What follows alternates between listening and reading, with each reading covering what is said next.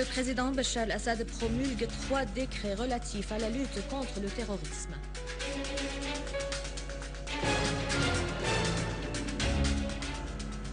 Le groupe terroriste Jabhat al-Nasra revendique l'attentat contre la chaîne satellitaire Al-Ikhbariya en Syrie.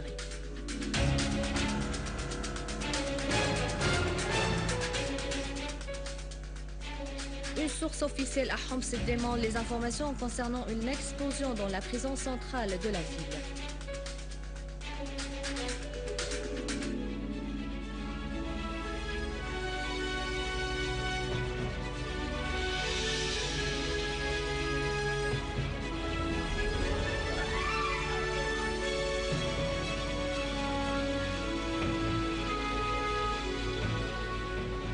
Bonsoir, après les titres, tout de suite les détails. Le président Bachar al-Assad a promulgué aujourd'hui la loi numéro 19 sur la lutte contre le terrorisme.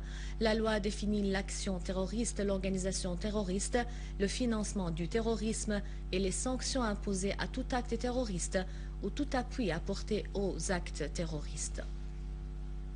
Le président al-Assad a promulgué la loi numéro 20 de l'an 2012 stipulant de congédier du service public toutes les personnes qui s'avèrent responsables d'après un verdict définitif de perpétrer un acte terroriste, que ce soit à titre d'acteur, de provocateur, d'intervenant et d'un associé. Ce dernier sera également condamné à la même peine pour avoir fourni une aide matérielle ou morale à des groupes terroristes sous n'importe quelle forme.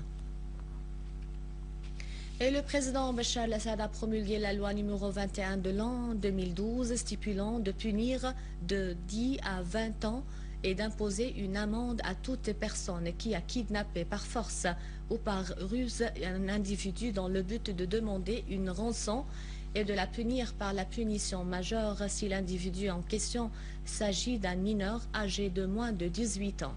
Le décret précise que le criminel sera condamné à la prison à perpétuité si la durée de la détention a dépassé 1 mois ou si le kidnappé a été torturé physiquement ou moralement, ou bien si le kidnappé est un employé et qu'il est agressé pendant son travail.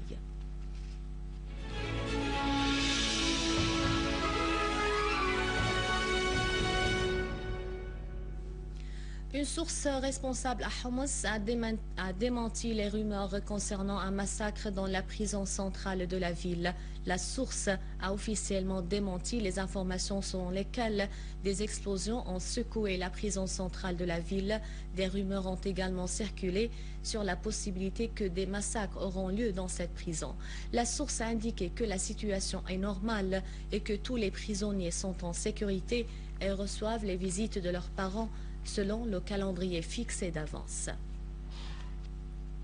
Un groupe extrémiste nommé Jabhat al-Nasra de Bilad al-Sham, qui fait partie de l'organisation d'Al-Qaïda, a annoncé sa responsabilité de l'agression sauvage contre le siège de la chaîne syrienne satellitaire Al-Ikhbariya et du massacre perpétré contre ses fonctionnaires. Le Front a revendiqué cette opération dans un communiqué publié sur son site internet, précisant que ces éléments ont agressé le bâtiment de la chaîne à 4 heures du matin le mercredi 27 juin, après avoir inspecté les entrées et les sorties ainsi que le mouvement des travailleurs. Ils ont ensuite complété leur agression par la destruction du siège, de l'administration, les bureaux et les studios par des charges explosives. 3 collègues sont tombés martyrs à la suite de cette agression terroriste contre la chaîne Al-Ikhbariya. Des hommes armés ont lancé aujourd'hui à l'aube un obus contre les territoires libanais au poste frontalier syro-libanais face au passage Al-Bouqaï au nord du Liban. La direction de la sécurité publique au Liban a rapporté dans un communiqué que 2 éléments du côté syrien ont été blessés, a précisé que des hommes armés ont lancé un obus contre le bâtiment de l'immigration et des passeports. À Hama, une charge explosive de 50 kg a été désamorcée aujourd'hui par les unités de génie à Mharda. Selon une source au gouvernorat, la charge en question était plantée dans un carrefour et bien dissimulée à l'intersection de 4 routes.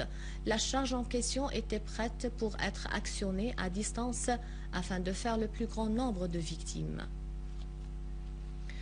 Le vice-ministre des Affaires étrangères et des émigrés, Faisal Mokdad, a reçu le représentant permanent de l'UNICEF, Youssef Ould Abdeljalil, avec qui il a examiné la coopération bilatérale. Abdeljalil a affirmé que l'UNICEF s'engage à respecter la coopération internationale dans le domaine de l'enfance, avec tous les côtés officiels et non gouvernementaux en Syrie.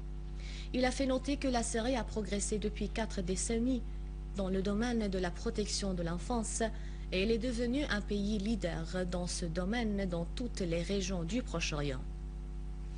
De son côté, Al-Mokdad a précisé que la Syrie est toujours prête à coopérer activement avec tous les côtés gouvernementaux et les partenaires de l'action sociale sur des bases saines au service des enfants de la Syrie.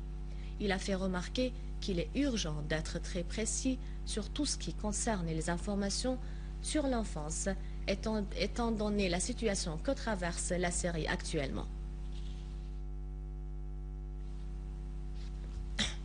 Le ministre d'État pour la réconciliation nationale, Ali Haïdar, a précisé qu'un plan d'information sur le programme du gouvernement sera publié prochainement.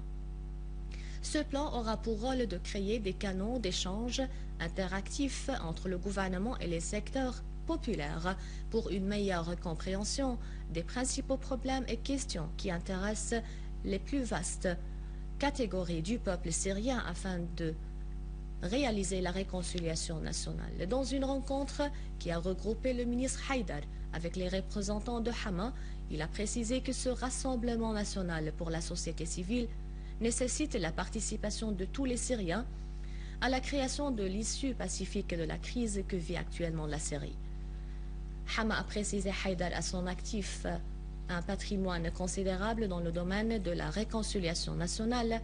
Il a ajouté que cette réconciliation est basée sur le dialogue et l'acceptation des points de vue de tous les côtés.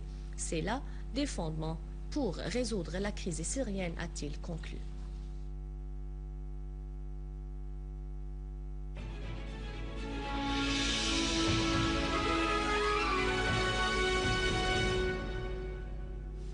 Dans les territoires palestiniens occupés, l'occupation israélienne a poursuivi les raids aériens contre la bande de Gaza et a pris la région de Deir el-Balah pour cible. Des sources palestiniennes ont rapporté que l'aviation de l'occupation israélienne a lancé 3 obus contre le sud de la bande de Gaza, soulignant que plusieurs Palestiniens ont été blessés.